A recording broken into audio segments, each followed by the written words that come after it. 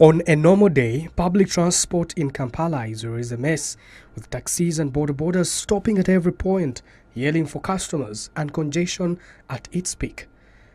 The COVID-19 pandemic has, however, changed how public transport should look like in the post-COVID-19 world.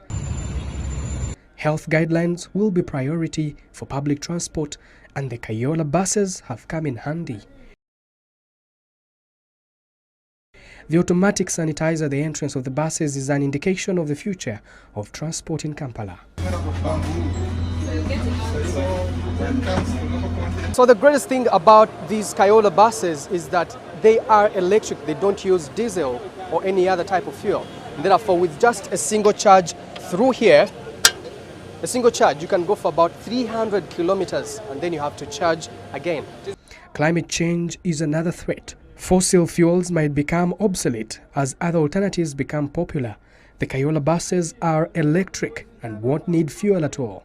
The battery life of the Kayoola EVS electric bus is up to 3,000 charge cycles, which is about 900,000 kilometers compared to 200,000 kilometers of typical diesel engines. For an electric bus, looking at the cost per kilometer, you're looking at about 320 shillings per kilometer, spending on electricity.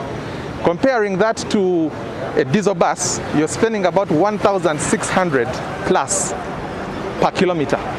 So it already creates value for the bus owner or the operator in terms of revenue generation. So there's so much local content that has been put in consideration while manufacturing these buses, right from the floor made of bamboo here in Uganda to the plastics made here in Uganda, and also some aluminium here, also still made here in Uganda. And there are so many advantages that these buses have, right from having your phone charged at all times and also being able to access Wi-Fi. The current chargers that we use are able to charge this bus within 2 hours, 100%. Within an hour, you're able to deliver up to 80% of this charge.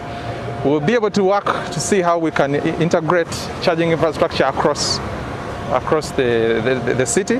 Production capacity is another question. Kiira Motors Corporation is working with Luwero Industries Limited to produce 8 buses per month before the operationalization of the Kiira vehicle plant in Jinja. And we can deliver 8 buses per month immediately.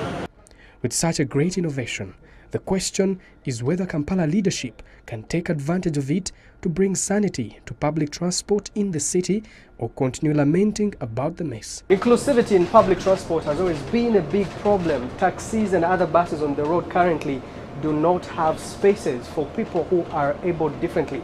But these new buses, the Kiira EVS buses, actually have space for those who are able differently. So if it's a wheelchair, just come through from the doorstep, it's able to be fixed here so that it does not wibble around, and that's comfort. Kanara Mugume, NBS Live at 9.